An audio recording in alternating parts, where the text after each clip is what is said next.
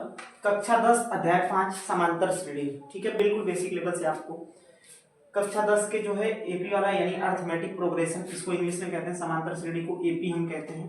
ठीक है, फिलहाल इसका शॉर्ट में नाम दीजिए एपी यानी अर्थमेटिक प्रोग्रेशन होता है। ठीक, तो अध्याय 5 में सबसे जो पहले वाले चैप्टर में आता है, यहाँ पे हम जानते हैं कि प्रथम पद, ठीक है, प्रथम पद ए, कोई भी अगर अनुक्रम किसी एक पैटर्न में होगा, ठीक है, कोई भी एक अनुक्रम जैसे मान के चलो ये मैं कोई भी क्रम लिख दिया 1 3 2 5 ऐसे ऐसे कॉमा लगा के ये 7 डॉट डॉट, ये एक अनुक्रम है। क्या है? अनुक्रम है। ये किसी क्रम में नहीं है, यह एक किसी सही व्यवस्थित क्रम में नहीं है।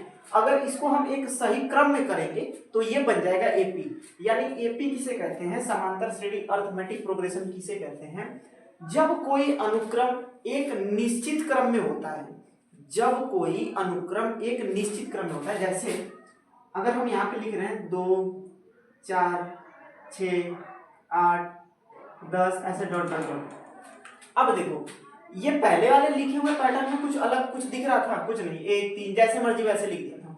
लेकिन दूसरे वाले जो पैटर्न है उसमें 2 4 6 8 10, यानी हमें इसमें दो का गैप दिख रहा है, दो का, देखो 2 -2, ठीक है, फिर 2 का गैप इधर है प्लस है, ठीक है, 2 बढ़ता जा रहा है, 2 बढ़ता जा रहा है, ठीक है ना, 6 के बाद 2, ये पैटर्न में दिख रहा है ना, तो ये कहलाएगा एपी यानी समांतर श्रेणी कहलाएगा, अर्थमेटिक प्रोग्रेशन कहलाएगा।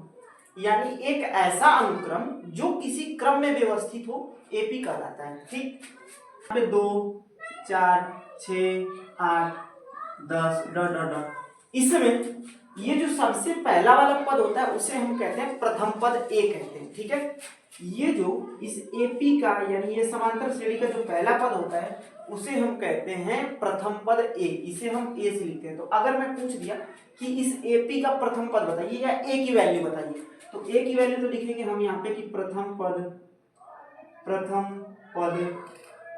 ए बराबर हमारे पास कितना है? 2 हो गया आंसर। ठीक है, तो सवाल में आपको पहले सवाल में आपसे ए का मान पूछेगा, डी का मान पूछेगा। ठीक है, यहाँ पे डी क्या होता है उसको वो भी मैं बता देता हूँ।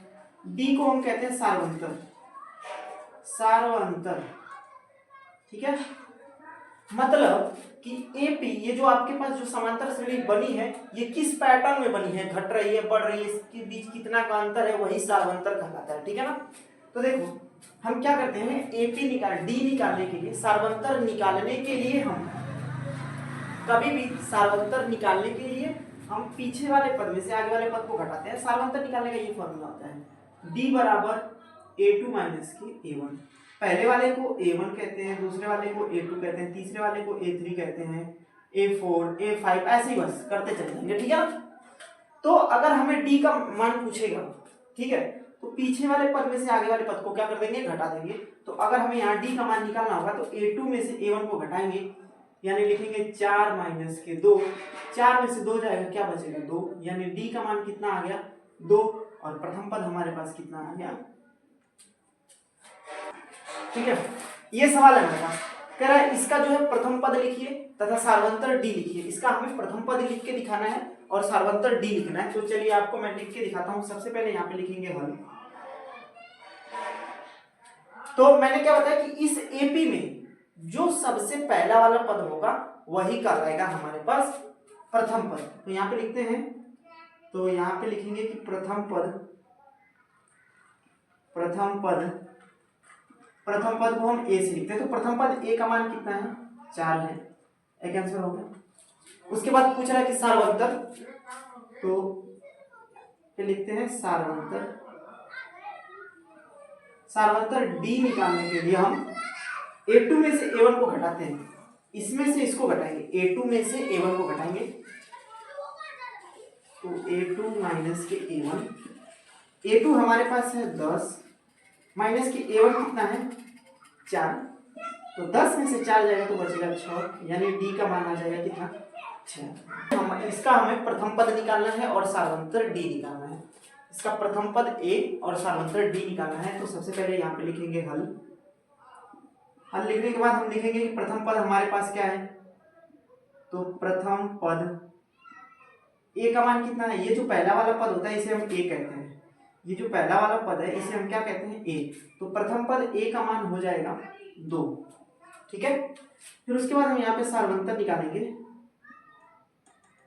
लिखेंगे सारवंतर डी निकालेंगे तो लिखेंगे a2 माइनस a1। a2 में से a1 को क्या कर लेंगे, घटा लेंगे।